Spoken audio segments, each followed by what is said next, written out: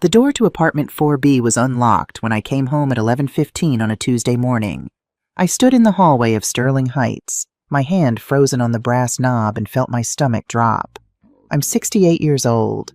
I've lived alone for 4 years ever since my wife Catherine died. In all that time, I have never not once forgotten to lock my door. The hallway smelled wrong. Underneath the usual scent of old carpet and Mrs. Patterson's cat from 4C, there was something else. Vanilla, cheap cloying vanilla that tried too hard to smell expensive. I knew that scent. It was Ashley's perfume, the one my daughter-in-law wore like armor. My heart started to pound, but I didn't call out. 40 years as a forensic accountant taught me one crucial lesson: never interrupt a crime in progress until you understand all the variables. Instead, I pushed the door open slowly, stepped inside, and closed it behind me with the softest click I could manage. The apartment was small. 1 bedroom, 1 bath, a kitchen that barely fit a table. The kind of place a woman on a modest pension might live. The kind of place where an old widow might count her pennies and ration her blood pressure medication to make it last until the next Social Security check. That's what everyone thought anyway. The floorboards in the living room creaked. I froze my back against the door and listened. Someone was moving around in my bedroom. The floor groaned under their weight, a rhythm I recognized. Quick, purposeful steps. Someone searching. I moved across the worn carpet, years of practice making my steps silent despite my aging knees. The bedroom door stood ajar. Through the crack, I could see her. Ashley was bent over my nightstand, her perfectly manicured fingers rifling through the drawer with the kind of frantic entitlement that made my blood run cold. She pulled out my heart medication, the little orange bottle with my name on it, Sophia Reynolds in faded print. She shook it next to her ear like a maraca, testing the weight, counting pills by sound. I watched her toss it back into the drawer with a careless thud that made me wince. Those pills cost me $40 a month, even with insurance. She moved on to the next drawer, pulling out old greeting cards, a broken watch that had belonged to Catherine, a rosary I hadn't touched since the funeral. Ashley was looking for something specific. I could tell by the way her movements became more agitated, more desperate. She lifted the corner of my mattress, checked underneath, let it drop. She opened my closet and ran her hands along the shelf, pushing aside shoeboxes and winter scarves. I had seen enough. "Are you looking for a hidden fortune?" I said, my voice level and dry as dust. "Or just checking if I've expired yet?" Ashley didn't jump. She didn't scream. For a fraction of a second, she froze, her hand still in my coat pocket, and then she turned around with a smile that didn't reach her eyes. "Oh, Sophia." Her voice was bright, practiced the tone you'd use with a confused child. "You scared me. I didn't hear you come in." She said it as if I were the intruder. I looked at the open drawer. I looked at the displaced mattress. I looked at her standing in my bedroom in her expensive athleisure wear, the kind that cost more than my monthly rent was supposed to be. I'm checking my medication and lifting my mattress to see if I've eaten. I kept my voice calm, almost curious. "That's a fascinating medical approach, Ashley." She laughed. It was a sharp, dismissive sound that bounced off the peeling wallpaper. "Listen to yourself, Sophia. You're imagining things again." She brushed past me, bumping my shoulder with unnecessary force. "John told me you've been getting paranoid. I come here to help you, to make sure you're okay. This place is a mess. If you're going to be ungrateful, maybe I should just stop coming and let you fend for yourself." She stopped at the bedroom doorway and turned back. Her eyes swept over me, not as a mother-in-law, not even as a person. She looked at me the way you'd look at a bill you're waiting to come due. "A woman your age living alone in this neighborhood." She shook her head with theatrical concern. "It's not safe. Everyone can see you're losing your grip, Sophia. Even John sees it." She walked out, leaving the front door wide open behind her. The cold November air rushed in, carrying the sound of traffic from Michigan Avenue 12 stories below. I stood there for a moment looking at that open door. She wanted me to feel unsafe. She wanted me to feel exposed. I walked to the door and locked it. My hands didn't shake. My heart rate remained steady. Ashley was trying to gaslight a woman who used to find decimal point errors in billion-dollar ledgers. She thought I was losing my grip. She had no idea I was just... I went to the kitchen and put on water for tea. My hands moved through the familiar routine, filling the kettle, setting it on the stove, pulling down my favorite mug. Catherine had given it to me 20 years ago. It said "World's Best Accountant" in fading letters. While the water heated, I walked to the small desk in the corner of my living room.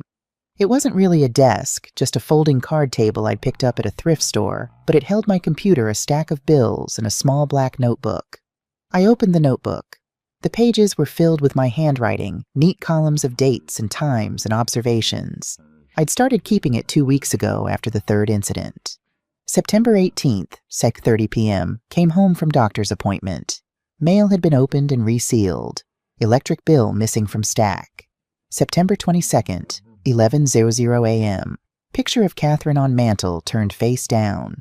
I never turned that picture down. September 25th, 8:15 p.m. 3 pills missing from heart medication bottle. I count them every day. September 29th, 3:00 p.m. Kitchen cabinet rearranged. Canned goods moved to different shelf. On, 14 entries total. Each one small enough to question. Each one calculated to make me doubt myself. But I wasn't doubtful. I was furious. The kettle whistled. I made my tea and sat at the table looking at the notebook. My training kicked in automatically. When you're auditing a company and you suspect fraud, you don't just look at the obvious thefts. You look for patterns. You look for what doesn't add up. What didn't add up was this. Ashley had a key she shouldn't have. She claimed I'd given it to her last month, but I had no memory of that. And here's the thing I might forget where I put my reading glasses, but I don't forget important decisions. I don't forget giving someone unrestricted access to my home. I pulled up my calendar on my phone and scrolled back through September. Doctor's appointments, grocery shopping, lunch with Beatrice. No notation about giving Ashley a key. No mention of her even visiting. I tried to remember. Had there been a conversation? Had I been confused, distracted, medicated? There had been one day about 6 weeks ago when I'd felt foggy and strange. It was right after Catherine's birthday, the first one without her. I'd spent the day at the cemetery and come home exhausted, grief-sick. Had Ashley been there? Had we talked? The uncertainty gnawed at me. This was exactly what she wanted. I stood up and walked to the front door. I examined the lock. There were fine scratches around the keyhole, the kind you get from picking a lock or using a key that doesn't quite fit. Fresh scratches bright against the tarnished brass. My phone buzzed. A text from John, my son.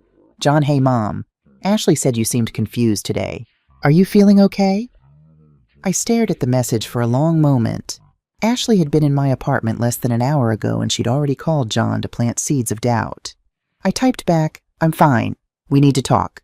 Can you come for dinner tomorrow? John, tomorrow's tough. How about this weekend? I need to see you tomorrow, John. It's important. 3 dots appeared, disappeared, appeared again. John, okay. 6 p.m. Thank you. I love you. John, love you too. I set the phone down and looked around my small apartment. The afternoon light slanted through the window, highlighting the dust motes in the air. This place had been my refuge for 4 years. After Catherine died, I couldn't stay in our big house in Lincoln Park. Every room screamed with her absence. So I'd moved here to 4B, to this modest one-bedroom that looked exactly like what an elderly widow on a pension should have. Simple furniture, threadbare rugs, a few photos on the wall. No one knew that I owned the building. No one knew that I owned the entire Sterling Heights complex. No one knew that Sophia Reynolds, retired accountant who clipped coupons and shopped at thrift stores, was worth over $80 million. That had been the point, actually. After Catherine died, I needed to know if my son would visit poor Mom as readily as he'd visited rich Mom. I needed to know if his love was genuine or economical. For 3 years, he'd passed the test.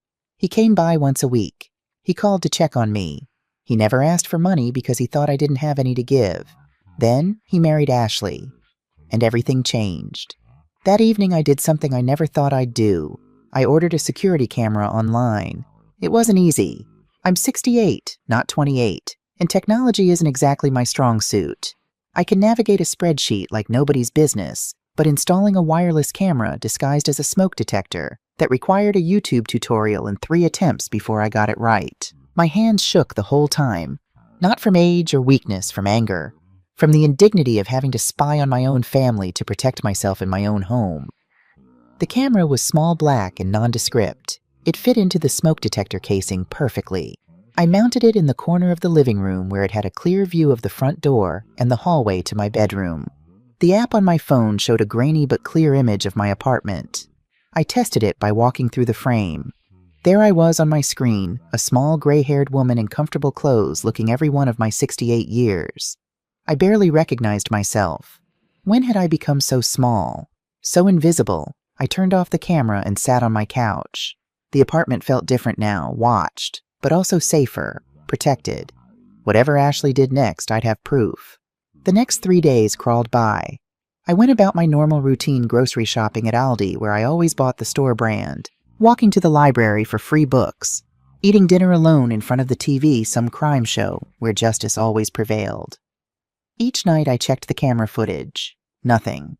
The apartment stayed empty, undisturbed.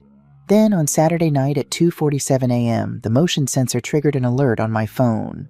I was in bed reading. The buzz made me jump. I opened the app with trembling fingers. The timestamp read 2:47 a.m. The image showed my front door opening slowly. A figure slipped inside, illuminated by the hallway light behind her. Ashley. She was wearing dark clothes, black leggings, a black hoodie. Not her usual designer athleisure. She moved quickly through the apartment, not turning on any lights. She knew her way around. I watched my heart hammering as she went straight to my desk. She opened the drawers, methodically photographing papers with her phone. The flash lit up her face in brief, ghostly bursts. My social security card. My bank statements, the checking account where I deposited my pension. Current balance, $2,400. My medical records from the folder I kept for doctor's appointments. The deed to my burial plot next to Catherine. She photographed everything. Each document, each page.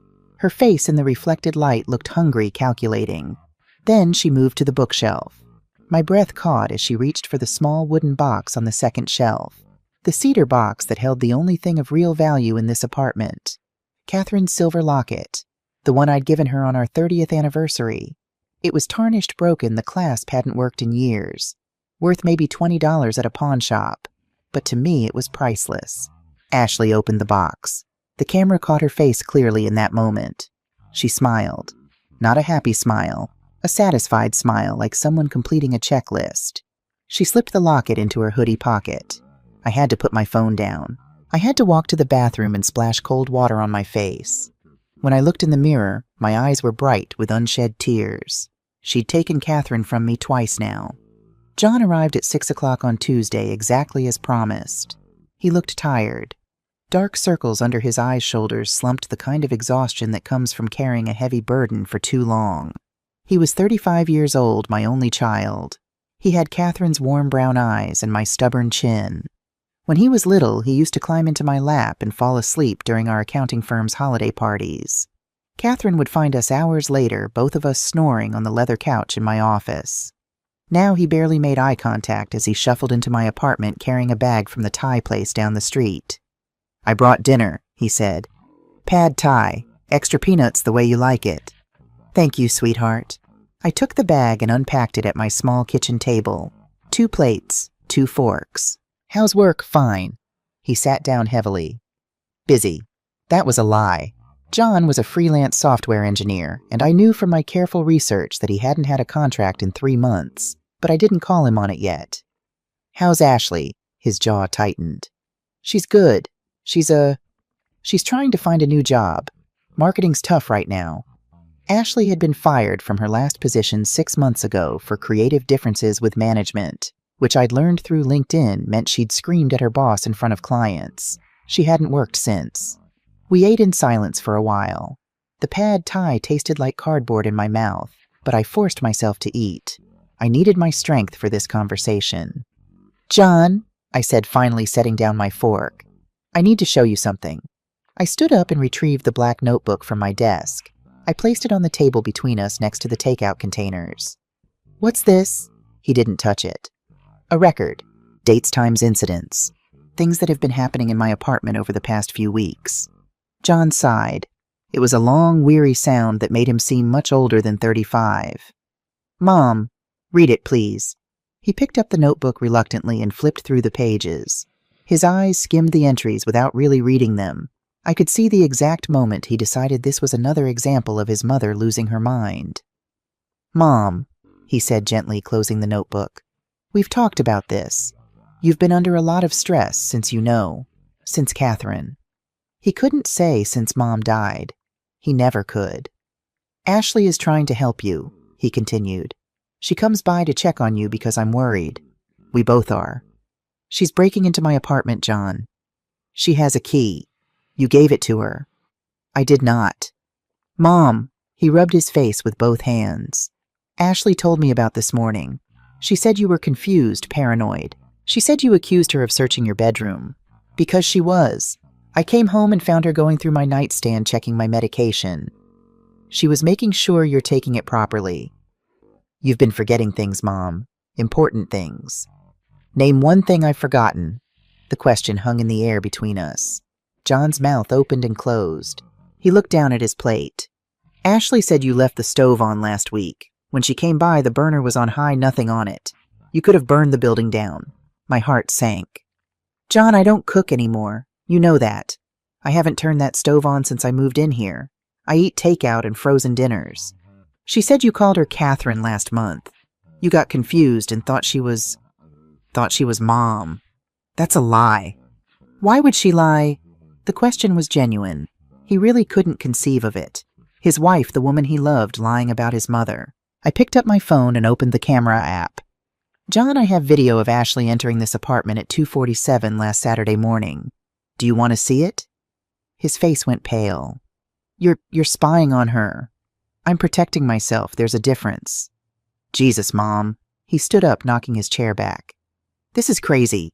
Do you hear yourself? You've installed cameras to spy on my wife because you think she's what?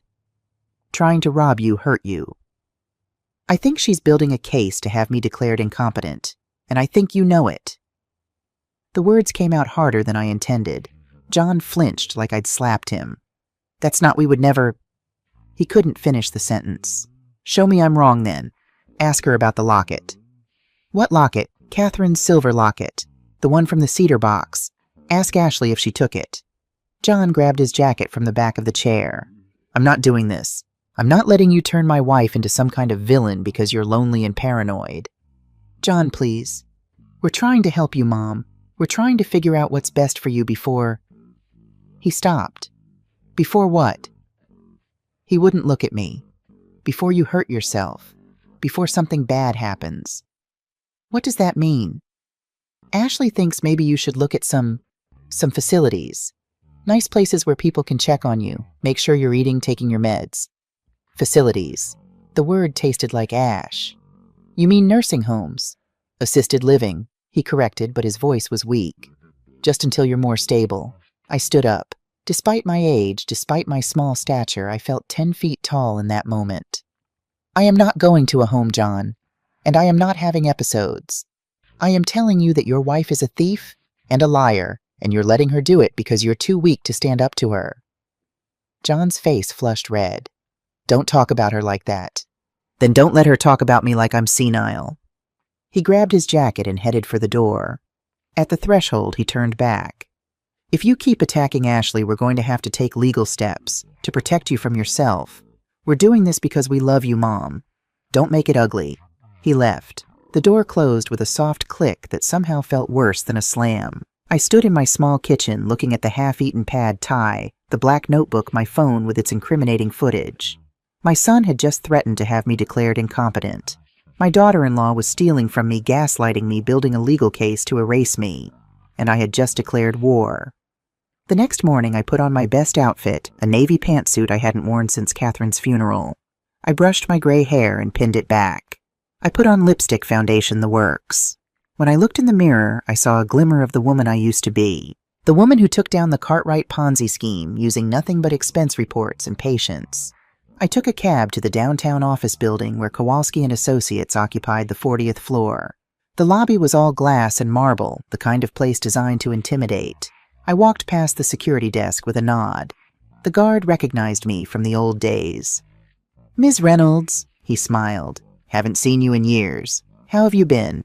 Just fine, Marcus. Is Beatrice in? I'll call up. She'll be thrilled to see you. The elevator ride gave me time to second-guess myself. Beatrice and I had worked together for 30 years. We'd been partners at the firm before I retired. She knew all my secrets, including the ones about my finances. She also had a reputation for being ruthless when someone she loved was threatened.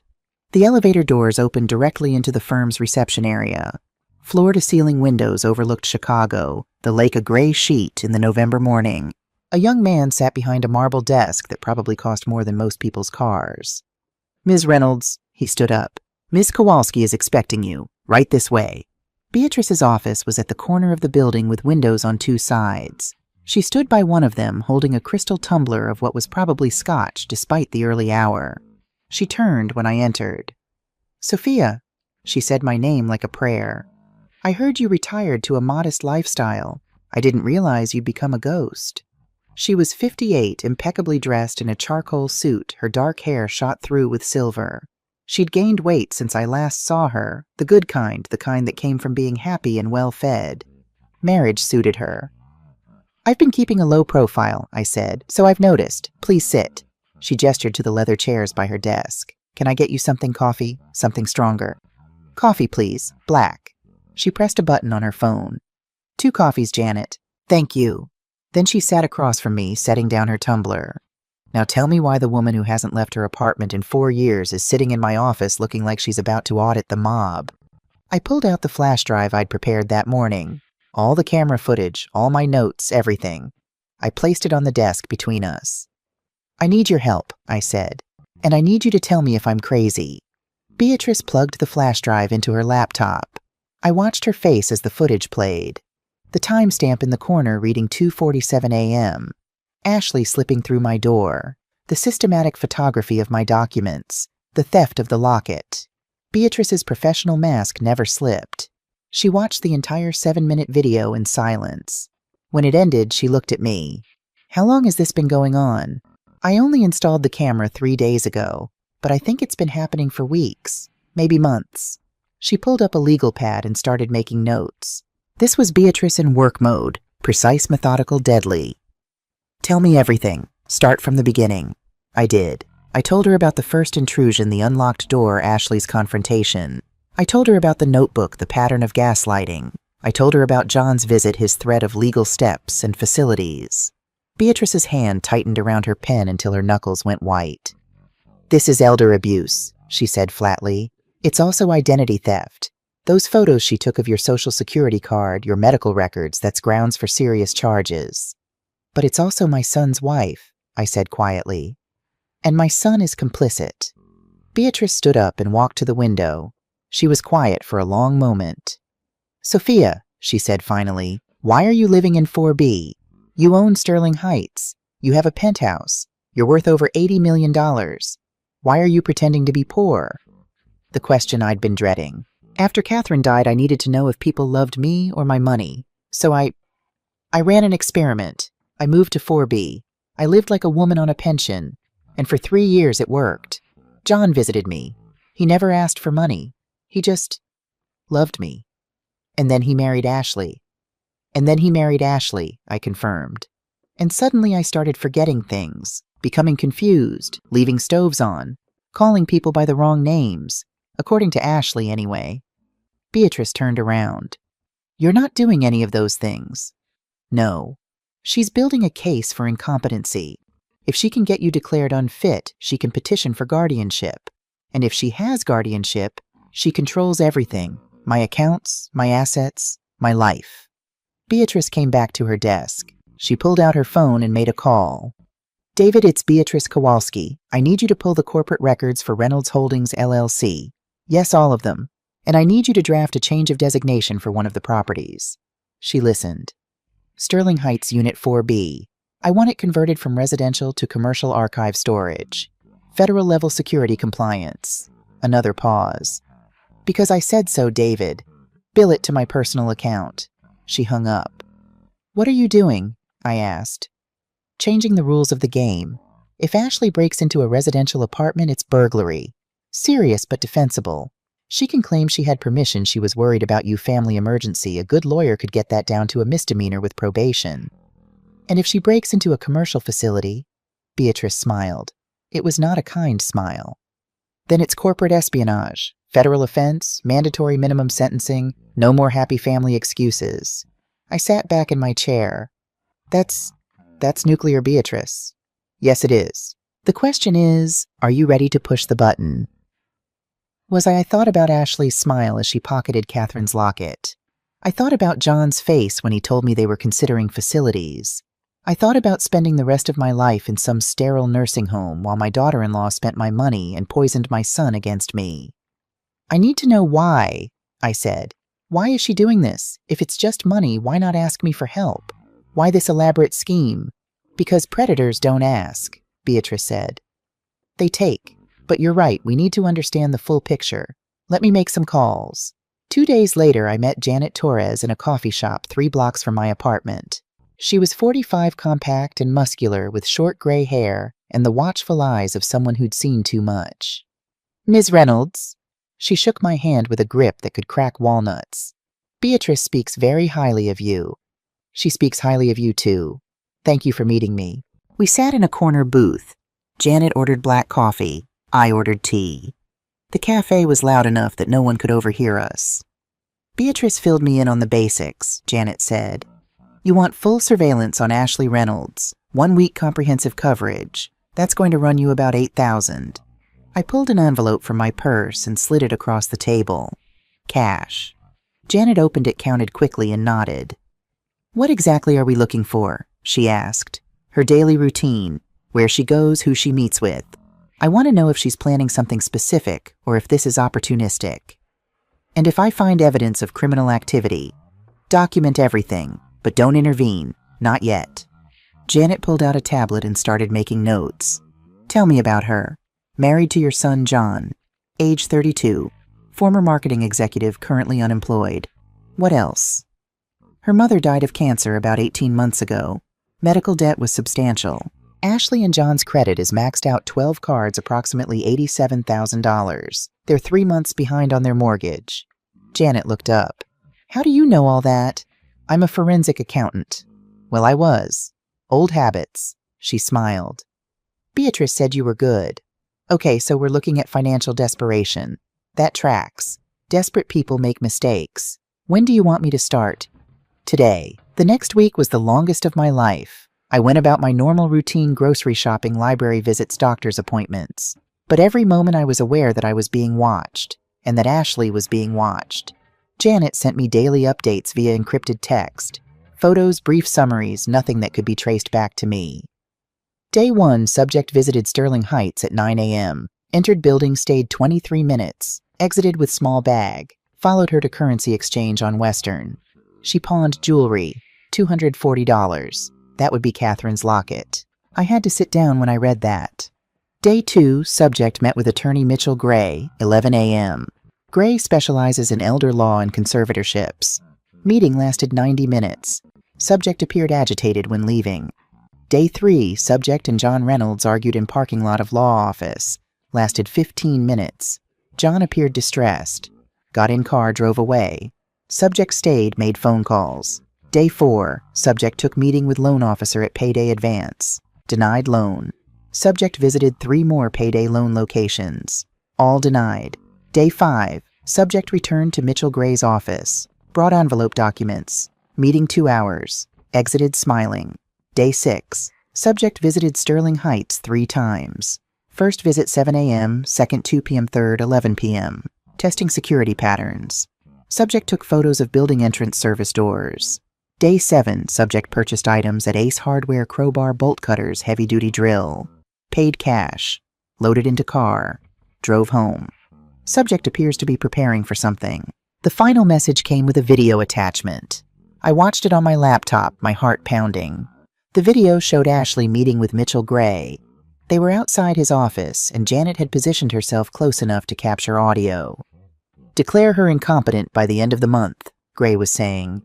I've looked at the medical records you provided. The edited videos showing confusion. It's enough for an emergency petition. And then what? Ashley's voice was tight with stress. Then you petition for guardianship. As her only family. Her son is her only family. I'm just the daughter-in-law. Her son will sign whatever you tell him to sign. You've made that clear. Once you have guardianship, you control her finances, her property, her care. You can place her in a facility and liquidate her assets to pay for her care. How long does that take? With the right facility, 2 to 3 months. After that, natural causes. No one questions an old woman dying in a nursing home. The video ended. I sat in my apartment staring at the frozen frame of Ashley's face. She wasn't just trying to steal from me. She wasn't just trying to take control. She was planning to kill me. I called John. He answered on the fourth ring, his voice thick with sleep. "Mom, it's midnight. Is everything okay? I need you to come over, now. It's an emergency." "What's wrong? Are you hurt?" "I'm fine, but I need you to see something, please, John. Right now." 30 minutes later, he was at my door, hair disheveled, wearing sweatpants and a jacket thrown over his t-shirt. He looked terrified. "What's going on?" He pushed past me into the apartment. "Are you okay? Did something happen?" I closed the door and locked it. Then I turned to face my son. "John, I need you to watch something, and I need you to really watch it. Not skim it, not dismiss it. Really see it." "Mom, you're scaring me." "Good. You should be scared." I pulled up the video on my laptop and pressed play. John stood behind me watching over my shoulder. I watched his face in the reflection of the screen. At first he looked skeptical, then confused, then slowly horrified. When the video ended, when Mitchell Gray said natural causes, and Ashley nodded, John stumbled backward. He sat down on my couch hard. "That's not," his voice cracked. "That's not real. Where did you get that?" "I hired a private investigator. That was recorded 3 days ago." "You're spying on my wife. Your wife is planning to have me declared incompetent, steal my assets, put me in a nursing home, and wait for me to die. I'm not spying, John. I'm surviving." He put his head in his hands. For a long moment he didn't speak. When he finally looked up, his eyes were red. "I didn't know," he whispered. "I swear to God, Mom, I didn't know it was this bad." "But you knew something was wrong." He nodded miserably. "She's been obsessed. Going through your mail asking about your finances. She keeps saying we need to take care of you before something bad happens. I thought she was worried about you falling or forgetting your medication. Or, did you meet with Mitchell Gray?"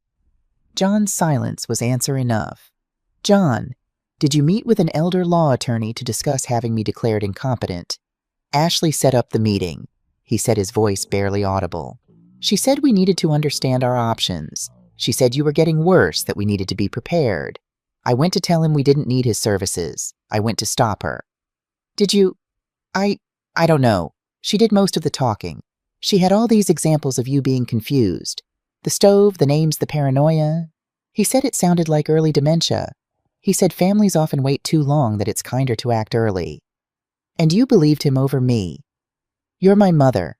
Ashley is my wife. I didn't want to believe either of you were lying. So I convinced myself that maybe you were just getting old. That Ashley was trying to help in her way. That I could protect you both if I just... He broke down. Real tears, the kind I hadn't seen from him since he was a child. I sat down next to him and put my hand on his shoulder. He was my son, my baby, and he'd almost killed me through sheer weakness. "John," I said gently, "I need you to tell me the truth. Are you with her on this? Are you part of her plan?" "No." He looked at me, eyes streaming. "Mom, no. I swear. I love you. I would never..." He couldn't finish. "Then you need to help me, because right now Ashley thinks you're on her side. She thinks you'll sign whatever papers she puts in front of you. And if you do, I'll end up in a facility, and she'll drain every account I have until there's nothing left." "I won't sign anything. I promise." "Good, because there's something you need to know." I took a deep breath. This was the moment of truth. "I'm not poor, John. I never was." He blinked. "What? Yo, I own this building. I own Sterling Heights. I own Reynolds Holdings, LLC. My net worth is approximately $80 million. The color drained from his face. What?" "After Catherine died, I needed to know if people loved me, or for my money. So I moved here. I lived like a woman on a pension. And for 3 years you passed the test. You never asked me for anything. You just loved me." "Oh my God." He stood up, pacing. "Oh my God. Does Ashley know?" "Not yet, but she will. That's what this is all about, John. She's seen documents, done research. She knows there's money somewhere. She's trying to find it and take it." John stopped pacing. He looked at me with something like awe. You've been setting a trap." "Yes." For my wife. Yes. And you want me to help you spring it. I met his eyes. I want you to choose a side, your mother or your wife, because after tonight there's no more middle ground. John stood in my small apartment, his face pale in the lamplight. He looked at me like he was seeing me for the first time. I choose you, he said finally. I choose my mother. The relief that flooded through me was almost painful. I stood and hugged him, this boy who used to fall asleep in my arms, this man who'd almost betrayed me without even realizing it. Thank you, I whispered. He pulled back, wiping his eyes. What do we do now? Now we set the trap. But John, you need to understand something. When this is over, your marriage is over. Ashley is going to prison. There's no coming back from what she's done. I know. His voice was hollow. I think part of me has known for months. I just didn't want to see it. Tell me about her mother. About Linda. John sat back down, his shoulders slumped. Linda had ovarian cancer. Stage 4 by the time they caught it. Ashley spent everything trying to save her experimental treatments, clinical trials, specialists. She took out loans, maxed credit cards, sold everything. But Linda died anyway. How much debt? $340,000. The collections calls never stop. We're drowning, Mom. We're going to lose our condo. Ashley's car got repossessed last month. I've been doing freelance work, but it's not enough. It's never enough. My heart ached for him. Why didn't you ask me for help? Because you're my mother, not my bank account. Because you and Catherine raised me to stand on my own feet. Because I was ashamed. He looked at me. I'm 35 years old. I'm supposed to take care of myself. Take care of my wife. Instead, I'm the guy who can't afford groceries. Oh, John. Ashley kept saying if we could just get ahead, if we could just catch a break. Then she started talking about you. About how you must have savings retirement accounts. She said it wasn't fair that you were sitting on money while we starved. I would have helped if you'd asked. I know, but Ashley didn't want help. She wanted... He couldn't finish. She wanted everything, I said quietly. And she was willing to kill me to get it. The next morning, Janet Torres came to my apartment with a thick folder. Beatrice was with her. They sat at my kitchen table while I made coffee. What did you find? I asked. Janet opened the folder. A lot. Most of it bad. She pulled out a photograph Ashley at age 12 school picture. Ashley's mother married Kenneth Vance when Ashley was 11. He was a financial advisor, seemed legitimate. Turned out he was running a scam. She laid out more documents. Bank statements, court filings, police reports. Kenneth convinced Linda to sign power of attorney over her finances. Said she was too stressed to manage money herself. Over the next 5 years, he systematically drained her accounts. $200,000 gone. When Linda got sick, there was nothing left for treatment. Beatrice picked up the narrative. Ashley watched her mother die poor because a man stole from her under the guise of helping. The courts did nothing. Kenneth had covered his tracks well. No criminal charges ever stuck. I felt a chill run down my spine. So Ashley learned that rich people hide money and poor people die, and she decided she'd never be powerless like her mother. Exactly, Janet said. This isn't just greed, Sophia. It's trauma. She's repeating a cycle. In her mind, you're Kenneth Vance hiding wealth while people suffer. She's her mother, desperate and dying. The only difference is this time she's taking control. That doesn't excuse what she's planning, Beatrice said firmly. But it explains it. And it makes her more dangerous. She's not doing this for luxury. She's doing it for survival. I thought about Ashley's face in that video, the way she nodded when the lawyer mentioned natural causes. Not cruel, not sadistic, just determined, resolved. What else? I asked. Janet pulled out more photos. Ashley has been meeting with Mitchell Gray 3 times a week. He's not a good guy, Sophia. He's been sued 17 times for elder abuse, conservatorship, fraud, you name it. He has a 40% success rate at getting seniors declared incompetent. How nem? Fake medical evidence, mostly. He works with a doctor, Dr. Raymond Ellis, who'll sign off on dementia diagnoses for the right price. They've got a whole system. Get the senior declared unfit petition for guardianship, place them in a facility owned by Gray's brother-in-law, bill the estate for care, until there's nothing left. That's monstrous, I breathed. That's profitable, Beatrice corrected. They've done this to at least 30 people that we can prove. Probably more. Why hasn't anyone stopped them? Because their victims are old, confused, and isolated. Perfect targets. By the time family members realize something's wrong, the senior is in a facility medicated and legally incompetent. There's no one to advocate for them. I felt sick. And Ashley found these people. Ashley found them because she was looking. She Googled how to get elderly parent declared incompetent, and Gray's name came up. First consultation is free. Janet slid one more document across the table.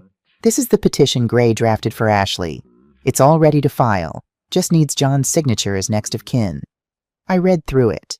The language was clinical, devastating. Sophia Reynolds, age 68, exhibiting signs of progressive dementia and cognitive decline. Unable to care for herself. Poses a danger to herself and others. Requires immediate intervention and protective placement. Below that, a list of evidence: the stove incident, the wrong names, the paranoia about being watched, the irrational accusations against family members. All lies, all carefully documented lies. When is she planning to file this? I asked. Based on her calendar, I got access to her phone records. She's planning to file next Monday. 3 days from now. 3 days. I had 3 days to stop this. By Friday afternoon, the paperwork was done. David Brennan, Beatrice's corporate attorney, sat in my apartment with contracts spread across my coffee table. This is highly unusual, he said, adjusting his glasses, but legally sound. As of, he checked his watch, 4:47 p.m. today, Unit 4B of Sterling Heights is no longer a residential property. It's now designated as a Class 3 Federal Archive facility owned and operated by Reynolds Holdings, LLC. He showed me the official documents, stamped, notarized, filed with the city. What does that mean practically? John asked. He'd been sitting quietly, absorbing everything. It means this apartment is now a commercial storage facility for sensitive financial documents. Tax records audit trails proprietary business information, the kind of materials that require federal compliance levels of security. And if someone breaks in, then they're not committing simple burglary. They're committing corporate espionage, theft of federal records, and potentially violating the Economic Espionage Act. We're talking 10 to 20 years in federal prison. I felt a twinge of guilt. This was nuclear, like Beatrice said. But Ashley had been planning to kill me. Nuclear seemed appropriate. What do we need to do? I asked. David pulled out a box of signs. Official placards laminated with federal seals. These need to be posted inside the unit, clearly visible. Warning: restricted access. Federal tax records. Property of Reynolds Holdings. Authorized personnel only.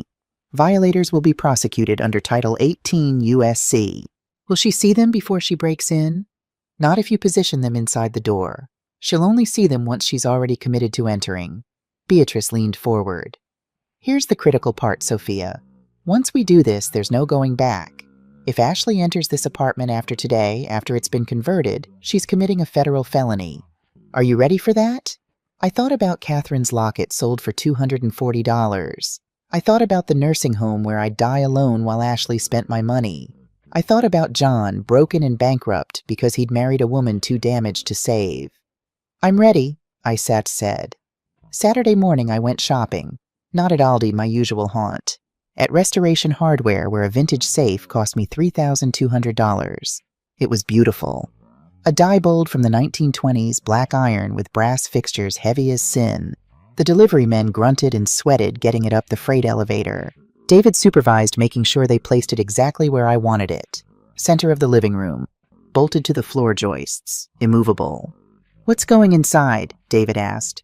I showed him. Leather-bound ledgers that looked important but contained nothing but dummy entries from old audits. A GPS tracker hidden in the lining already transmitting to my phone. And a manila folder. What's in the folder? John asked. I opened it. Inside were divorce papers drawn up by Beatrice. John Reynolds and Ashley Reynolds' dissolution of marriage, unsigned. And beneath that, a single sheet of paper with a number written on it. $80,000 net worth of Sophia Reynolds. When she opens this safe, I said quietly, I want her to see exactly what she lost. Sunday afternoon, I staged my final performance. Ashley was watching, she always was. I'd seen her car parked across the street for the past 2 days, just out of sight, but close enough to monitor the building entrance. So I gave her a show. I stood in the lobby of Sterling Heights, visible through the glass doors, and made a phone call. Not to anyone real. to Beatrice, who was on the other end playing along. But I spoke loudly enough for the lobby microphone to pick up every word. "I don't care about early withdrawal penalties," I said, my voice shaking with manufactured anxiety. "I don't care about FDIC insurance limits. I want my money out of that bank." I paused, letting Beatrice murmur something soothing. $500,000. Yes, in cash. I saw the news, the economy is crashing. I'm not letting you people freeze my assets. I paced back and forth, making sure anyone watching could see my agitation. "I want it ready Monday morning, 9 a.m., and I'm keeping it in the safe at home where I can see it, where no one can touch it." Another pause. "Don't call my son. Don't tell anyone. This is my money, my decision. John would just tell Ashley and she'd spend it on shoes." I hung up with a dramatic stab of my finger. I stood there breathing hard, selling the performance. Then I shuffled to the elevator like a confused old woman who'd just made a terrible financial decision. Upstairs in 4B, I checked the security feed from the lobby camera. There in the corner of the screen, barely visible, Ashley's car. And in the driver's seat, her face pressed against the window phone to her ear. She'd heard everything. Monday morning at 6 a.m., the movers came. Not regular movers, men employed by Reynolds Holdings who knew to be discreet. They cleared out 4B in 2 hours. The sagging couch where John used to sit. The scratched table where I ate lonely dinners. The bed where I'd slept for 4 years, pretending to be poor while my heart broke with loneliness. All of it gone. All that remained was the safe squatting in the center of the empty room like a toad. And the signs posted on every wall. Warning: restricted access. Federal tax records. Property of Reynolds Holdings. Archives. Authorized personnel only. Violators will be prosecuted under Title 18, USC. David supervised while his team installed the final touches. Motion sensors. Silent alarms wired directly to the police station.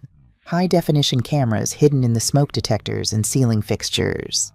"This place is more secure than most banks," he said with satisfaction. "If a mouse farts in here, we'll know about it." John helped me carry the last box.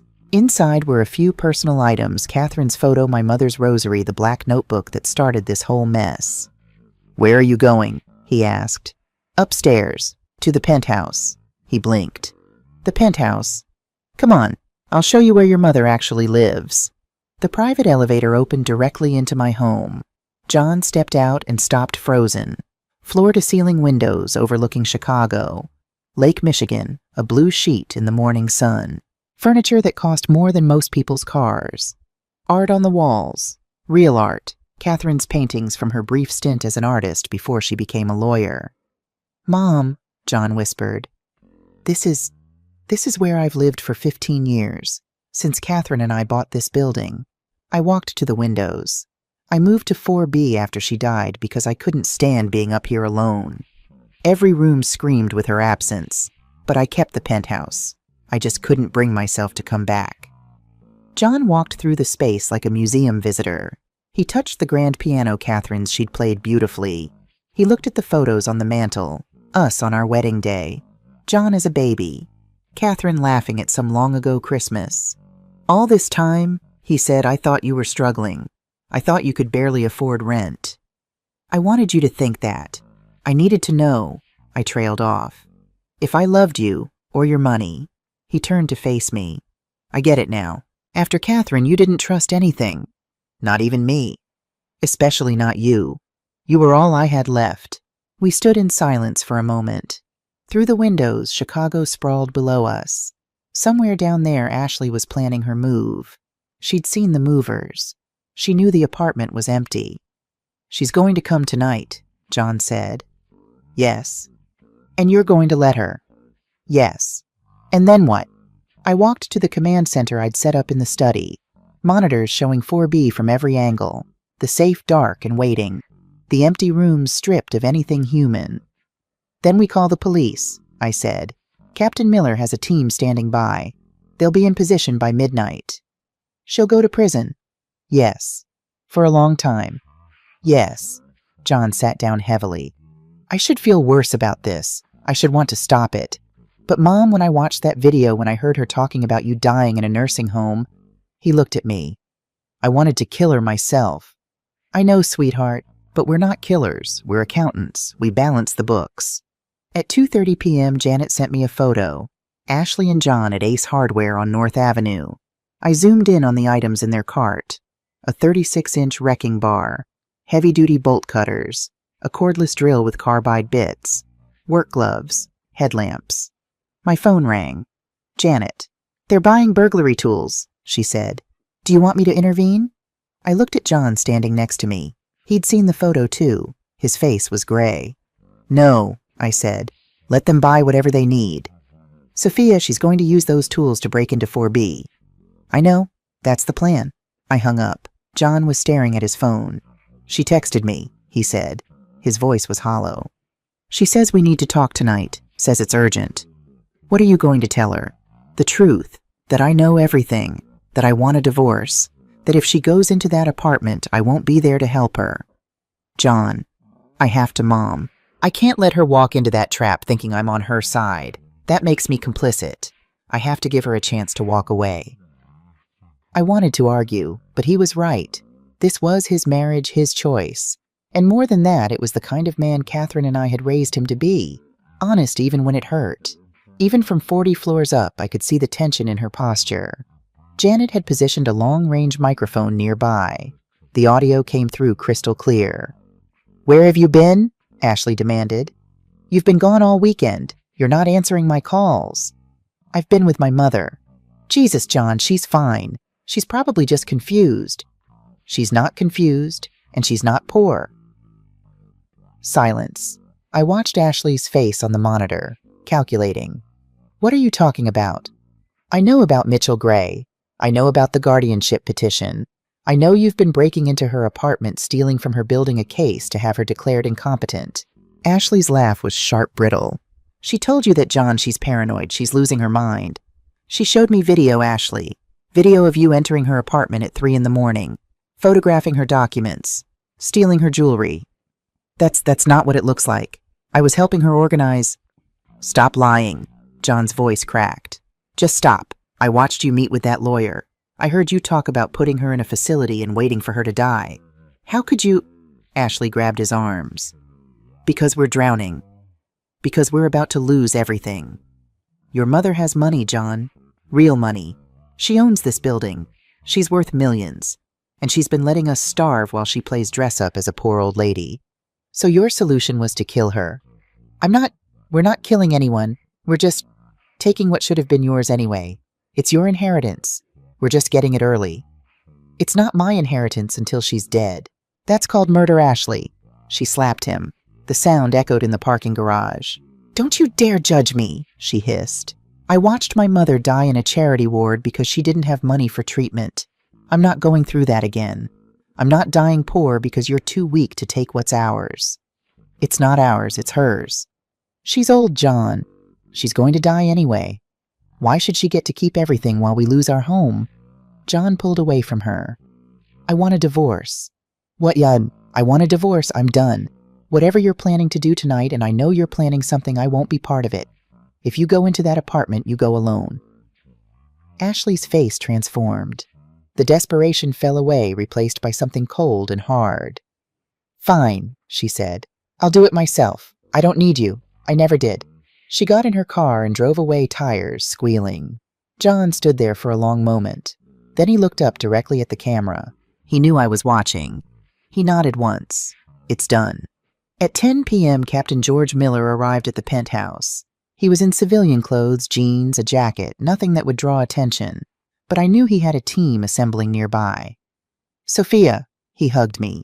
We'd been friends for 20 years, played poker every Thursday until Catherine got sick. I wish we were meeting under better circumstances. "So do I, George." He sat at my command center studying the monitors. "This is good equipment, professional grade. I hired professionals.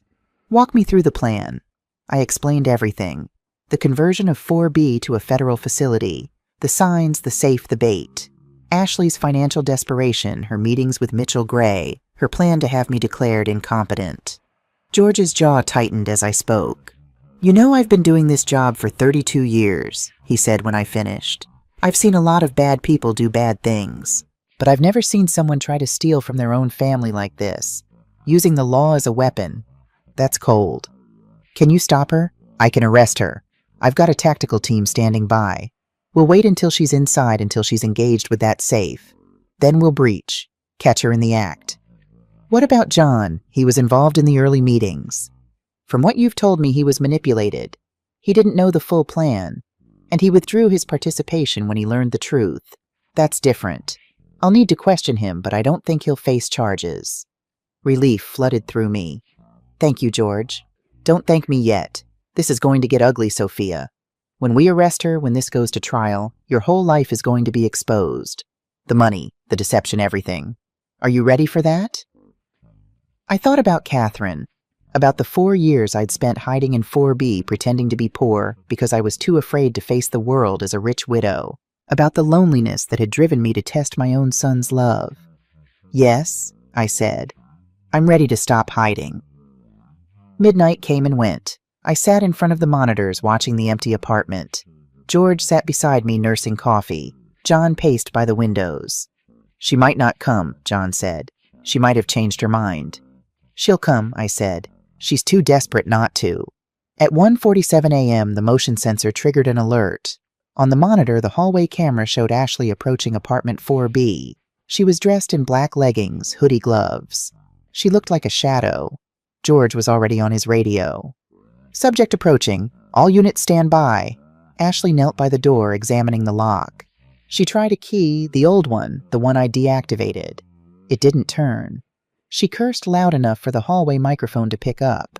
Then she pulled the wrecking bar from her backpack. She's committing, George said. Units moved to staging positions. Ashley jammed the flat end of the bar into the gap between the door and frame. She leaned her weight into it. The wood groaned, then cracked. The sound was violent in the silent hallway. All units, we are go, George said. Repeat, we are go. Wait for my signal. Ashley pulled harder. The door frame splintered. Wood flew. The door popped open with a bang that echoed like a gunshot. She froze, listening, waiting for someone to come running. No one came. She slipped inside. The interior cameras showed her clearly now. She stood in the empty apartment, her flashlight sweeping across the bare walls. She saw the signs immediately. Warning restricted access. She read them, and I saw doubt flicker across her face. Then she saw the safe. Everything else fell away. She ran to it, dropping to her knees. She touched it like it was holy, like it was salvation. Jackpot, she whispered. She pulled out the drill. The whine of the motor filled the room. That's our cue, George said. All units breach on my mark.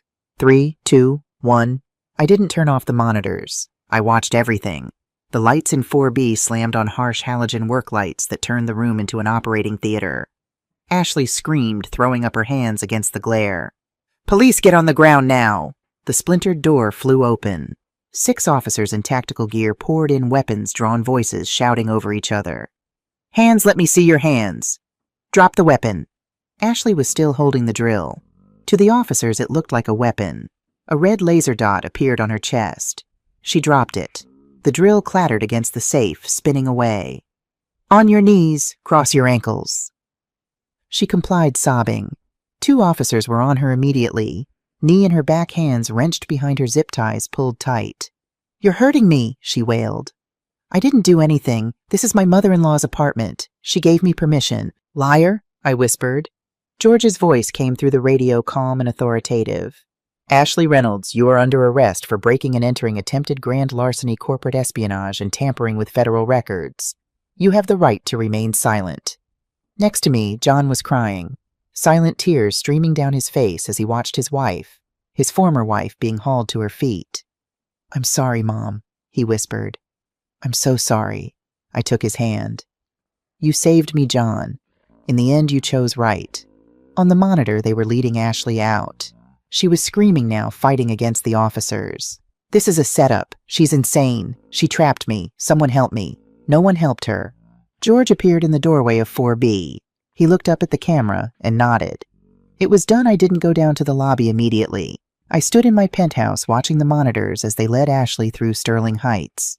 George had texted me, time to make your entrance. John looked at me. His eyes were red and swollen, but there was something else there too. Relief, maybe, or resolution. You don't have to do this, he said. You don't have to face her. Yes, I do. She needs to see what she was really up against. I walked to my bedroom, the real bedroom with Catherine's clothes still hanging in the closet, because I couldn't bear to give them away. I opened the wardrobe and pulled out the charcoal suit, the one I'd worn to courtrooms and boardrooms and depositions where millions of dollars hung in the balance. I changed slowly, deliberately. White blouse, crisp and starched. The suit tailored to perfection. Catherine's pearl earrings. Her watch. I looked in the mirror and saw someone I hadn't seen in 4 years. Sophia Reynolds. Not the poor widow from 4B.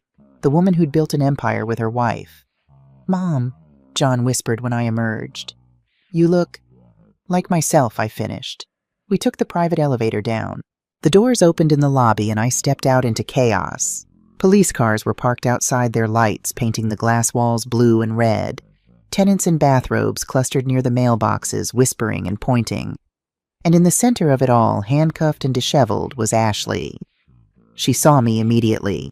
Her eyes went wide. "Sophia!" she gasped. "Sophia, tell them this is a mistake." I walked toward her slowly. My heels clicked on the marble floor, a sound of authority, of power. The crowd parted. I stopped 5 feet away from her. "Permission," I said. My voice carried across the lobby, clear and cold. "You're claiming I gave you permission to use a wrecking bar on a reinforced door at 2 in the morning, permission to drill into a safe marked federal records." Ashley flinched. She heard the change in my voice, the confusion, the trembling uncertainty she'd counted on gone. "You're okay," she stammered. "You're not confused. You were faking..." "I was patient," I corrected. "There's a difference." George stepped forward. "Ms. Reynolds." He addressed me formally for the benefit of the crowd. "We've secured the suspect at the Federal Archive facility. She breached the outer door and attempted to access the containment unit. We have video evidence and the tools she used." Ashley looked between us, her brain misfiring. "Ms. Reynolds, why is he calling you that? Why is he talking to you like I'm the owner of this building?" I gestured around the lobby. "Because I am. I don't live in 4B, Ashley. I staged 4B. I live in the penthouse. I've lived there for 15 years. The crowd murmured. Mrs. Patterson from 4C gasped. "You're lying," Ashley whispered. "You're poor. You're nobody. I've seen your bank statements. You've seen one checking account with my monthly spending money. You didn't see the other accounts, the investment portfolios, the property holdings." I stepped closer. "I'm not poor, Ashley. I'm worth $80 million. And you just committed a federal crime trying to steal from me." Her face went gray. The officers holding her had to support her weight as her knees buckled. "No," she breathed. "No, this is you set me up. You're crazy. You trapped me." "I gave you every opportunity to stop," I said. "I showed John the evidence. I asked you to return the locket. I warned you. But you couldn't help yourself, could you? You saw money, and you had to take it." "We were desperate," she screamed. The facade shattered completely. "We're drowning in debt. Your son is starving while you sit on millions. What was I supposed to do?" "Ask for help," I said simply. "Like family does. Not break into my home like a thief in the night." George nodded to his officers. "Take her to the station. Book her on all charges." They started to drag her toward the doors. Ashley fought them, thrashing and screaming. "This isn't fair. I'm not a criminal. Sophia, please, think about John. Think about your son." I turned to look at John. He stood by the elevator watching his wife being arrested. His face was wet with tears, but he didn't move to help her. He didn't call out. He just stood there, bearing witness to the consequences of her choices. "I am thinking about my son," I said quietly. "That's why I'm doing this." They pushed Ashley through the revolving doors. The cold November air rushed in. Her screams faded as they loaded her into the police car. The lobby was silent. Then Mrs. Patterson started clapping. Slowly at first, then faster. Other tenants joined in. Within seconds, the entire lobby was applauding. I stood there shocked. These people, my neighbors for 4 years, they knew. They knew I'd been pretending, or at least they knew something had been wrong. And they were celebrating justice. David, the building manager, approached me. "Ms. Reynolds, I want you to know we all knew something was off about that woman. The way she treated you, the way she talked about you when she thought no one was listening. We're glad you're okay." "Thank you, David." I walked to the elevator. John followed. As the doors closed, I caught one last glimpse of the lobby. Everyone was still watching, not with pity for the poor old woman from 4B, with respect for the woman who'd brought down a predator. At 4 a.m., Beatrice called. "They want to question you. Standard procedure. Can you come to the station?" Now. George is trying to keep this low-key, but the DA's office has been alerted. Federal charges mean federal prosecutors. This is getting big, Sophia. I drove to the station with John. We didn't talk. What was there to say? His marriage was over. His wife was in jail. His mother had orchestrated the whole thing. The police station smelled like burnt coffee and old sweat. George met us at the entrance, looking exhausted. "Sophia, John." He nodded to us both. "Sophia, they want your statement. John, you'll need to answer some questions too, but separately." They took us to different rooms. Mine was small, gray, depressing. A detective I didn't know, Raymond Park, his badge said, sat across from me with a recording device. "Ms. Reynolds, I'm going to record this conversation. Do you consent?" "Yes." "Can you tell me in your own words what happened tonight?" I told him everything. The break-ins, the gaslighting, the guardianship petition, the trap. I showed him the video evidence on my phone, the medical records hack, Ashley's meetings with Mitchell Gray, the hardware store purchases. Detective Park listened without interrupting. When I finished, he sat back. "That's quite a story." "It's all documented." "I don't doubt it. You're a forensic accountant. You know how to build a case." He tapped his pen on the table. "Here's my question. Why didn't you come to us sooner after the first break-in after the identity theft? Why set a trap instead of just reporting her?" It was a fair question. "Because I needed to understand why," I said. "Ashley wasn't some random criminal. She's my son's wife. She lives in my family. I needed to know what would drive her to do this. And I needed evidence that couldn't be explained away." "You wanted her caught red-handed." "Yes." "Ms. Reynolds, do you understand that by converting your apartment to a federal facility and baiting her with false information about cash, you essentially entrapped her?" My stomach dropped. "Is that going to be a problem?" "For the prosecution. Maybe. A good defense attorney could argue you created a situation designed to induce criminal behavior, that you manipulated her into committing a more serious crime than she might have otherwise. She was already planning to break in. I just upgraded the consequences." Park smiled slightly. "That's one way to put it. Look, between you and me, what she did was horrible. Elder abuse, identity, theft, conspiracy to commit fraud. She deserves everything she's going to get. But you need to be prepared for her lawyers to come at you hard. They're going to paint you as a rich, manipulative old woman who played games with her desperate daughter-in-law. I'm 68, not dead, and I'm not the one who broke down a door with a crowbar." "Good. Hold on to that anger. You're going to need it." They released me at 6 a.m. John was waiting in the lobby looking shell-shocked. "They questioned you?" I asked. "For 2 hours. They wanted to know how much I knew when I knew it, whether I participated in planning the break-in." He ran his hands through his hair. "Mom, they showed me text messages. From Ashley. From the past 3 months." "What did they say?" He pulled out his phone. The police had given him screenshots. He scrolled to one and handed it to me. "Ashley to John, September 15th. Your mom has to have money somewhere. Old people always hide cash. We just need to find it. John to Ashley, September 15th. We can't just search her apartment. That's wrong. Ashley to John, September 15th. She's old. She won't even remember. I'll be quick." I scrolled further. Ashley to John, October 3. I talked to a lawyer about guardianship. If we can prove she's incompetent, we can control her finances. John to Ashley, October 3. That feels like we're stealing from her. Ashley to John, October 3. It's your inheritance, see. We're just getting it early. She's going to die soon anyway. John to Ashley, October 3. Don't say that. Ashley to John, October 3. It's true. And when she does, we'll get nothing because you're too much of a coward to plan ahead. John, I whispered. I know. I should have told you. I should have stopped her right then. But I kept thinking... He looked at me with anguished eyes. I kept thinking maybe she was right. Maybe you did have money you weren't telling me about. Maybe you were testing me, and if I asked, I'd fail. So you said nothing. I said nothing, and I let her keep going because I was too weak to stop her and too proud to ask you for help. He took his phone back. I'm sorry, Mom. I'm so sorry. I wanted to be angry. Part of me was angry, but mostly I was just tired. "We'll deal with this later," I said. "Right now I need to sleep." 2 days later, Ashley's public defender called Beatrice. They wanted to talk about a plea deal. We met at Beatrice's office. Ashley's lawyer was a young man who looked like he hadn't slept since law school. His name was Marcus Wright, and he had the hunted look of someone drowning in caseload.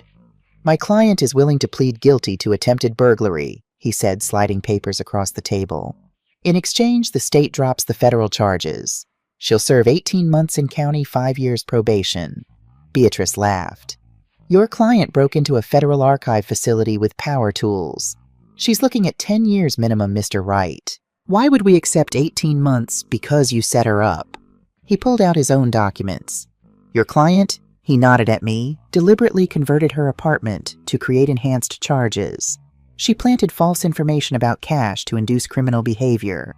She entrapped my client." "Your client was already planning to break in," I said. "I just changed the location designation. After overhearing her financial desperation, after learning she was drowning in medical debt from her mother's cancer." Wright leaned forward. "Ms. Reynolds, you're a wealthy woman who could have helped your son's family with a phone call. Instead, you played games. You tested them. And when they failed your test, you had Ashley arrested on federal charges that will destroy her life. She was planning to have me declared incompetent and kill me," I said coldly. "I heard her say it. Did you hear a desperate woman talking to a predatory lawyer who manipulates vulnerable families? Mitchell Gray is under investigation, Ms. Reynolds. He's been running an elder abuse scam for years. Ashley was his victim as much as you were." Beatrice held up a hand. "Careful, counselor. Are you claiming your client is incompetent to stand trial?" "I'm claiming she was manipulated by a professional con artist while dealing with catastrophic grief and financial ruin. There are mitigating circumstances." "Such as?" Wright pulled out a file. "Ashley's mother Linda died 18 months ago. Ovarian cancer stage 4. Ashley spent $340,000 trying to save her money she didn't have. She maxed out credit cards, took out predatory loans, sold everything she owned." He showed us medical bills, loan documents, collection notices. "Linda died in a charity hospital because Ashley couldn't afford hospice. She died in pain alone because the money ran out." His voice softened. "Ashley watched her mother die poor, and then she learned that her husband's mother was secretly rich." "That doesn't excuse what she did," I said. "No, but it explains it. My client isn't a career criminal, Ms. Reynolds. She's a trauma victim who made terrible choices. And yes, she needs to face consequences. But does she deserve 10 years in federal prison? Does that serve justice?" Beatrice and I exchanged glances. "We'll take this under advisement," Beatrice said. "We'll be in touch." That night I sat in my penthouse with John drinking Catherine's favorite wine and looking at Ashley's file. The medical bills were staggering. Linda's treatment had cost over $400,000. Insurance had covered barely a third. The rest fell to Ashley. "I didn't know it was this bad," John said quietly. "She never told me the full amount. I knew there was debt, but $340,000, I said. And she was trying to save her mother. Trying and failing. I found a photo in the file. Ashley and Linda clearly from before the cancer. They were at a beach somewhere, laughing arms around each other. Ashley looked young, happy, unburdened. "Tell me about Linda," I said. John took the photo, his expression softening. "She was kind, funny. She loved Ashley so much. When she got sick, Ashley quit her job to take care of her. Moved her into our apartment. Bathed her, fed her, stayed up all night when the pain was bad. And you helped." "I tried, but it was Ashley's mission, her obsession. She was convinced if she just found the right treatment, the right doctor, Linda would survive. She researched trials, alternative medicines, everything. And when Linda died anyway, Ashley just broke." "When did she start talking about me?" John set down the photo. "About 6 months after the funeral. She'd see you at family dinners, living in that small apartment, shopping at thrift stores. She'd say, 'Your mother has no one to leave her money to but you.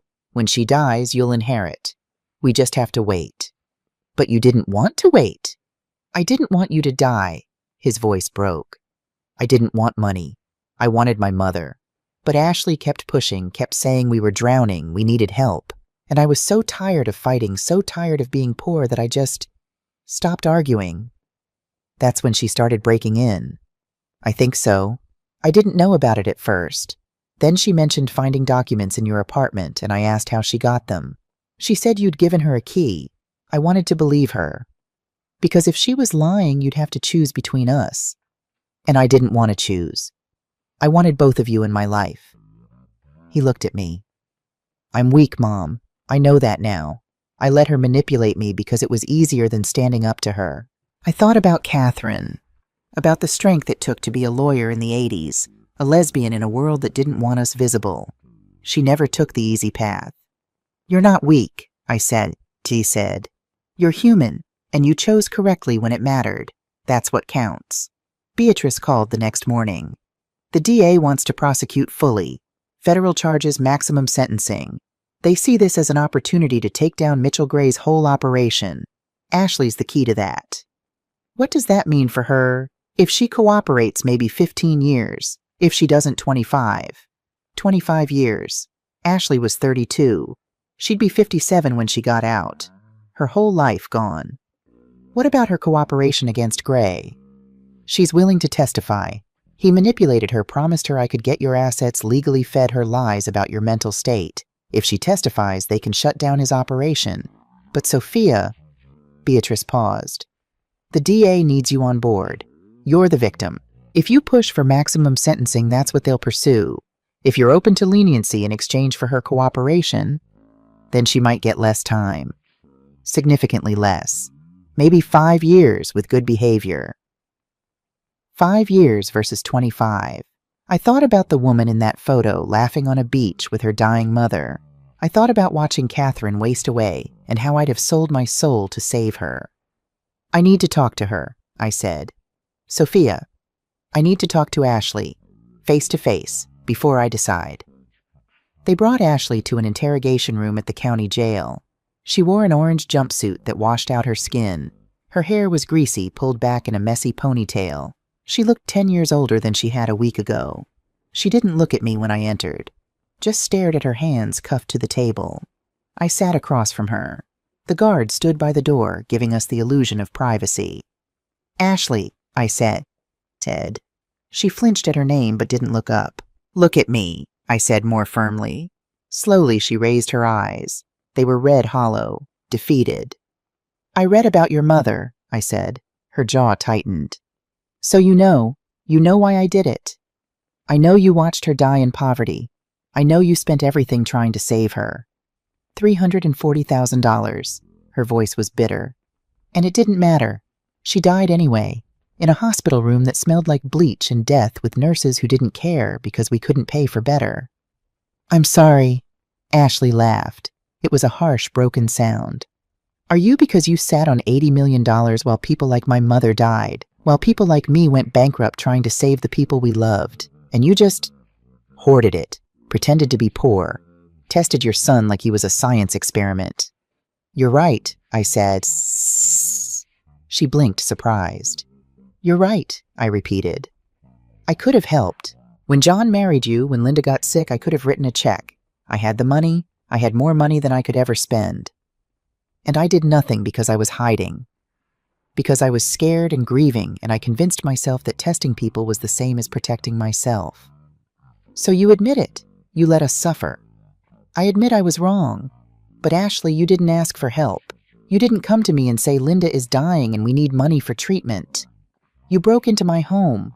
You stole from me. You planned to have me declared incompetent and put in a nursing home to die. Because asking didn't work for my mother, Ashley slammed her cuffed hands on the table. My mother asked Kenneth for help. She trusted him, and he stole everything. I watched rich people destroy her, and I swore I'd never be the victim. I'd never let them control me. So you became them, I said quietly. You became the predator. You targeted an old woman you thought was vulnerable. You used the same tactics Kenneth used on your mother. Ashley's face crumpled. I know. God, I know. I see it now. But when I was doing it, all I could think was, this is survival. This is taking back what rich people stole from my family. I didn't steal from your family. You had money while we starved. That felt like theft. We sat in silence. The fluorescent lights hummed overhead. "What happens now?" Ashley asked finally. "That depends on you. The DA wants you to testify against Mitchell Gray. If you help them shut down his operation, they'll reduce your sentence. 5 years instead of 25. And if I don't, then you go to federal prison for a very long time." Ashley closed her eyes. 5 years is still 5 years.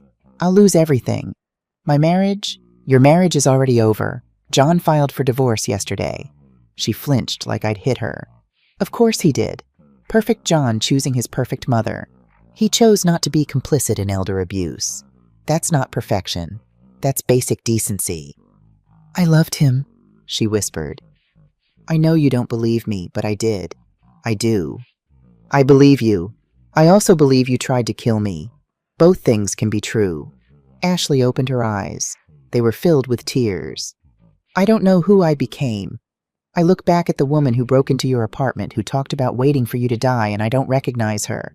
That wasn't me. It was you. It was the you that trauma created. The you that watched your mother die and decided never to be powerless again. So what, I'm supposed to go to prison and that fixes me? Prison isn't about fixing you. It's about consequences. You committed serious crimes. You hurt people. You have to answer for that. And then what, I get out in 5 years and what, I'm 40 years old with a felony record and no family and no future. I looked at this young woman, and she was young despite everything, and saw someone who'd made terrible choices for understandable reasons. And then you rebuild," I said. "You get therapy. You deal with your trauma. You figure out who you want to be when pain isn't driving every decision. That's easy for you to say. You're rich. You have options. I'm rich, and I spent 4 years hiding in a 1-bedroom apartment because I was too afraid to face the world after my wife died. Money doesn't fix trauma, Ashley. It just gives you different problems." She looked at me for a long moment. "Why are you here? Why are you talking to me instead of just letting them throw me in prison forever?" "Because I need to understand something. If I had helped you, if I'd known about Linda and given you money for her treatment, would you have stopped? Would you have left me alone?" Ashley thought about it. Really thought. "I don't know," she said finally. "I want to say yes. I want to believe I'm a good person who made bad choices. But honestly, I think once I knew you had money, I would have kept coming back. Because that's what desperate people do. We take and take until there's nothing left." It was the most honest thing she'd said. "Thank you for that," I said. "So what now? You decide if I get 5 years or 25. I decide if I'm going to advocate for leniency or maximum sentencing. And to do that, I need to know, if you had the choice again, what would you do differently?" Ashley was quiet for a long time. "I'd ask for help," she said finally. "I'd swallow my pride and ask. And if you said no, I'd accept it and find another way. I wouldn't break into your home. I wouldn't steal from you. I wouldn't try to have you declared incompetent." She looked at me. "But I also wouldn't trust you. Because people like you, people with money, you don't see people like me. We're invisible until we become inconvenient." "You're right," I said. "I didn't see you. I didn't see your pain or your desperation. I saw a threat to my son and my security. That was wrong too. So we're both wrong. Yes, and you're going to prison anyway because being wrong doesn't erase what you did. But maybe," I stood up, "maybe if we're both willing to own our mistakes, something good can come from this." "Like what?" "Like you testify against Mitchell Gray. Like you help shut down a predator who targets vulnerable families. Like you turn this into something that means something." Ashley nodded slowly. "And you'll tell the DA to offer leniency. I'll tell them 5 years therapy, and when you get out, I'll give you a job." She stared at me. "What young?" "You'll work for Reynolds Holdings, entry level, minimum wage. You'll earn your way up. And if you stick it out, if you prove you can rebuild without taking from others, then maybe, just maybe, you get a second chance." "Why would you do that?" "Because Catherine would have." I walked to the door. She always believed people could change if they wanted to badly enough. I'm choosing to believe that too. The plea hearing was set for 3 weeks later. The courtroom was small, wood-paneled, smelling of old books and older grudges. Ashley sat at the defense table in a donated suit that didn't quite fit. Marcus Wright whispered to her, preparing her for what came next. On the prosecution side sat Rachel Park, the district attorney, with her stack of evidence and righteous certainty. I sat in the gallery with John. Beatrice sat behind the prosecution, ready to speak on my behalf. Judge Maria Delgado entered. She was 60, gray-haired, with the sharp eyes of someone who'd heard every excuse. "This is a plea hearing for Ashley Reynolds," she said. "Ms. Reynolds, please stand." Ashley stood. Her hands were shaking. "You're charged with breaking and entering attempted grand larceny, corporate espionage, and tampering with federal records. How do you plead?" "Guilty, Your Honor." Her voice was barely a whisper. "Speak up, please." "Guilty." Louder this time. "I plead guilty to all charges." Judge Delgado made a note. "Ms. Park, what is the state's recommendation?" Rachel stood. "The state recommends 15 years in federal prison, Your Honor. The defendant engaged in a calculated campaign of elder abuse against a vulnerable senior citizen. She broke into Ms. Reynolds' home, repeatedly stole personal property, hacked medical records, and conspired with a known con artist to have the victim declared incompetent. This wasn't a momentary lapse in judgment. It was sustained, deliberate predation." "Noted, Mr. Wright," Marcus stood. "Your Honor, the defense acknowledges the seriousness of these crimes, but we ask the court to consider mitigating factors. Ms. Reynolds was grieving her mother's recent death from cancer, a death that left her with over $300,000 in medical debt. She was manipulated by Mitchell Gray, a lawyer currently under investigation for elder abuse scams. My client was a victim herself before she became a perpetrator." "That's a very generous interpretation," Judge Delgado said dryly. "It's the truth, Your Honor, and Ms. Reynolds is willing to cooperate fully in the prosecution of Mitchell Gray. She'll testify, provide documentation, help dismantle his operation. She wants to make this right. Making it right would be not committing the crimes in the first place." "Yes, Your Honor." Judge Delgado looked at me. "Ms. Reynolds, Sophia Reynolds, I understand you wish to address the court." I stood. My knees shook, but my voice was steady. "Yes, Your Honor." "Please proceed." I walked to the front of the courtroom. Every eye was on me. "Your Honor, Ashley Reynolds committed terrible crimes against me. She violated my privacy, my safety, my trust. She planned to have me declared incompetent and place me in a facility where I would die alone while she spent my money. These are facts, and they're unforgivable." Ashley's shoulders shook.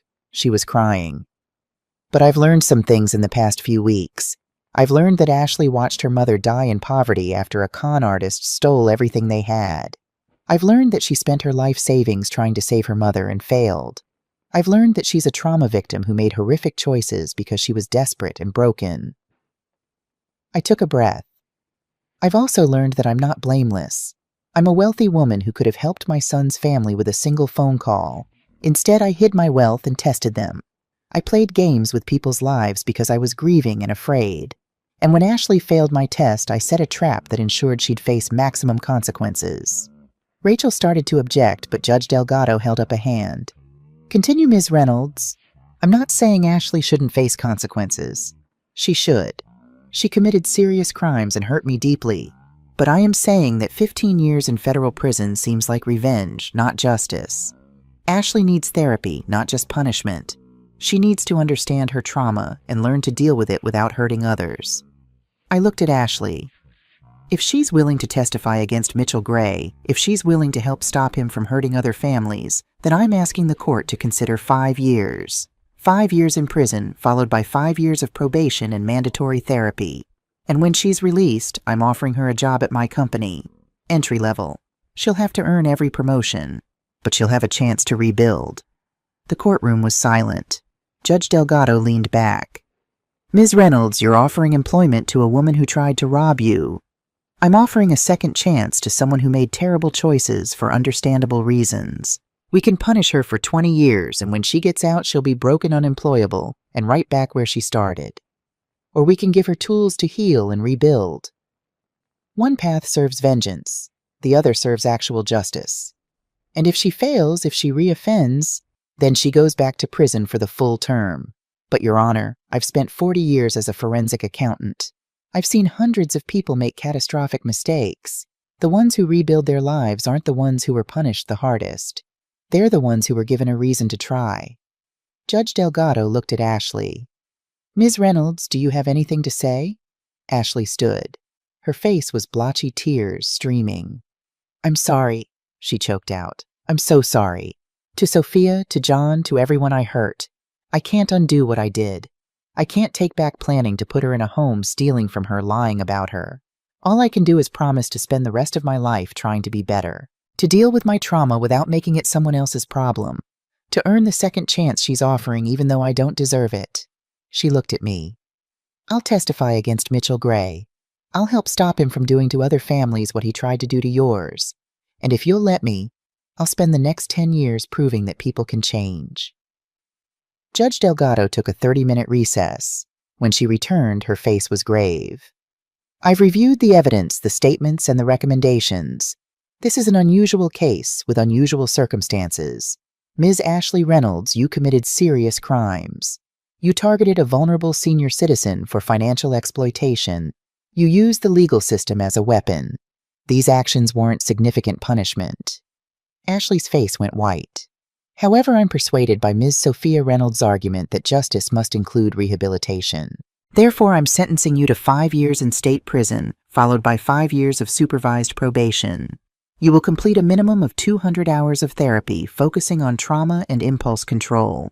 You will cooperate fully with the prosecution of Mitchell Gray, and upon release, you will accept employment from Reynolds Holdings at a salary determined by Ms. Sophia Reynolds. She looked at Ashley sternly. If you violate any term of your probation, you will serve the remaining 20 years of a suspended sentence. Do you understand? Yes, Your Honor. Ashley was crying so hard she could barely speak.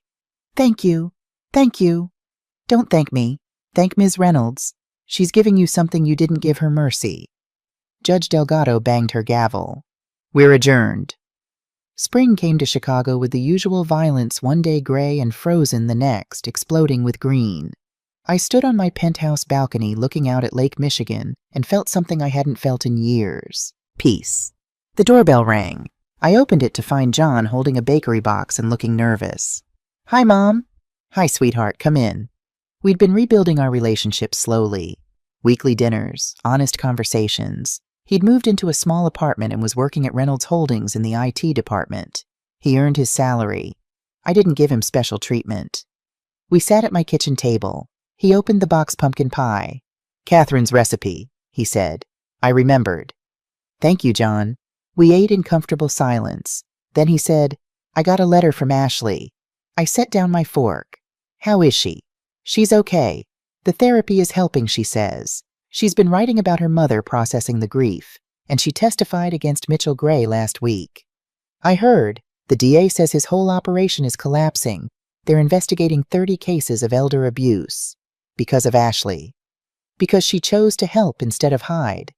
John pulled out the letter. She wanted me to give you this. I took it. The envelope was wrinkled, the handwriting shaky. Inside was a single page. Dear Sophia, I know I don't have the right to ask for your forgiveness. What I did to you was unforgivable. I tried to steal your life, your freedom, your dignity. I can't undo that. But I can tell you what therapy has taught me. I spent my life being afraid of being poor, like my mother, afraid of being powerless, afraid of dying alone. That fear made me into someone I hate, someone who hurt innocent people to feel safe. I'm learning that safety doesn't come from controlling others. It comes from healing yourself. I'm trying to heal. Some days are harder than others.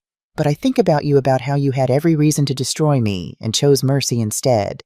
And it makes me want to be worthy of that choice. When I get out, I'll work for you. I'll work harder than I've ever worked. Not because I'm afraid, but because I'm grateful. You gave me something my mother never had, a second chance. Thank you.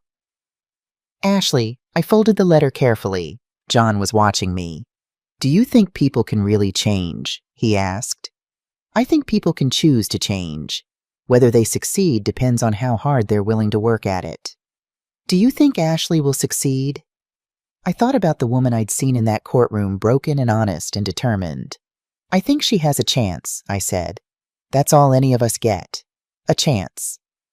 The rooftop garden at Sterling Heights was my new project. Catherine had always wanted a garden. She'd grown up on a farm in Iowa and missed the smell of growing things. So I hired landscapers and turned the roof into a small paradise. I was planting tomatoes when Beatrice arrived, carrying iced coffee. "Retirement looks good on you," she said, handing me a cup.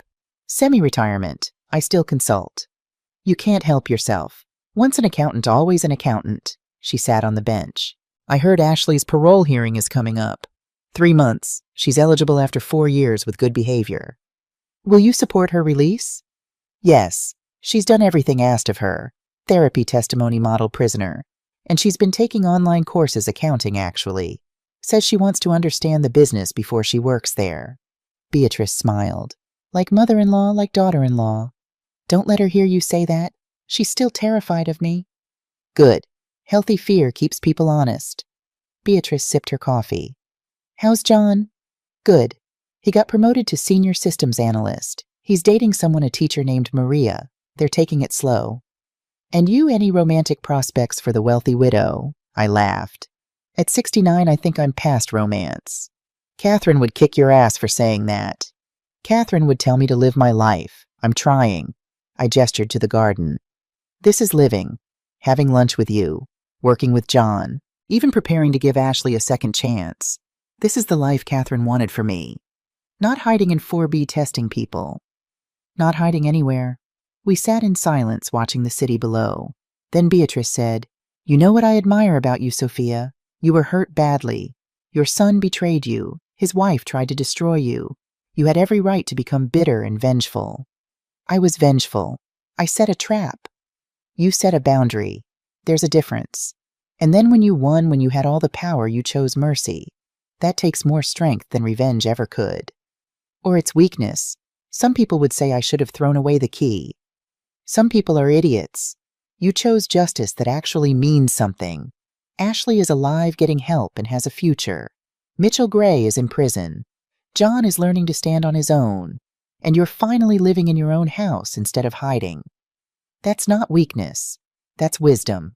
2 years after that terrible November night, I rented out apartment 4B to a young couple, newlyweds, both teachers struggling to afford Chicago rent. I gave them a good price, below market. When the husband asked why, I told him, "Because this apartment taught me that kindness matters more than profit." On moving day, I helped them carry boxes. They insisted I didn't have to. I was almost 70, they said. But I wanted to. I wanted to walk through 4B one more time. The apartment was empty, echoing. The walls had been repainted, the floors refinished, every trace of my 4-year experiment erased. But I could still feel it. The loneliness, the fear, the grief that had driven me here. "Mrs. Reynolds." The wife Anna touched my arm. "Are you okay?" "I'm fine, dear. Just remembering." "Did you live here before?" "For a while, after my wife died." "I'm sorry." "Don't be. I learned something important here. I learned that hiding from pain doesn't make it go away. It just makes you smaller." They moved in. I went back upstairs to the penthouse. John was there waiting with takeout Thai food. "Pad Thai extra peanuts," I guessed. "You know it." We ate on the balcony, watching the sunset paint the lake in shades of gold and rose. The same view I'd hidden from for 4 years, too broken to appreciate its beauty. "Mom," John said, "I never asked. Do you regret it? The test, the trap, everything." I thought about it. Really thought. "I regret not asking for help when I needed it. I regret testing you instead of trusting you. I regret that Ashley had to hit rock bottom before she got help." I set down my fork. "But I don't regret protecting myself, and I don't regret giving her a second chance. Even though she tried to kill you, she tried to kill the Sophia from 4B, the poor confused old woman. That Sophia doesn't exist anymore. Maybe she never did. I was playing a role and so was she. We were both pretending to be people we weren't. And now I'm just Sophia. Wealthy, yes. Powerful, yes. But also lonely sometimes and scared sometimes and still missing Catherine every single day. I'm human. That's all any of us are." John reached across the table and took my hand. "I love you, Mom. The real you." "I love you too, sweetheart. Both the man you are and the man you're becoming." We sat there as the sun set, 2 people who'd hurt each other and forgiven each other, trying to build something better from the ruins. And for the first time in 4 years, I felt like I was home. Ashley was released on a Thursday morning in spring. I picked her up myself, driving my car to the prison gates. She walked out in donated clothes, carrying a box of her possessions. She was 36 now, her face harder, but her eyes clearer. She got in the car without speaking. We drove in silence for 10 minutes. Finally, she said, "Thank you for coming. You're my employee. I take care of my people. I don't start work until Monday. You're still my people." We drove to the small apartment I'd arranged for her. 1 bedroom furnished in a safe neighborhood. Nothing fancy but clean and hers. "The lease is in your name," I said. "Rent is $400 a month taken from your paycheck. You start Monday at 8 a.m., accounting department data entry, minimum wage." "I understand." "You'll work your way up, or you won't. That's up to you." Ashley looked at the apartment building. "Why are you doing this? After everything I did, why give me anything?" "Because Catherine would have wanted me to, and because I believe people deserve second chances. But Ashley," I looked at her, "this is your only second chance. If you steal from me, lie to me, or betray my trust in any way, you'll serve the remaining 16 years. Do you understand?" "Yes, ma'am." "Good. There's groceries in the apartment. And a phone with my number programmed in. If you need anything legal and ethical, you call me." "I will. Thank you, Sophia." I drove away and watched her in my rearview mirror. She stood on the sidewalk holding her box, looking at her new beginning. Would she succeed? I didn't know. But I'd given her the tools. The rest was up to her.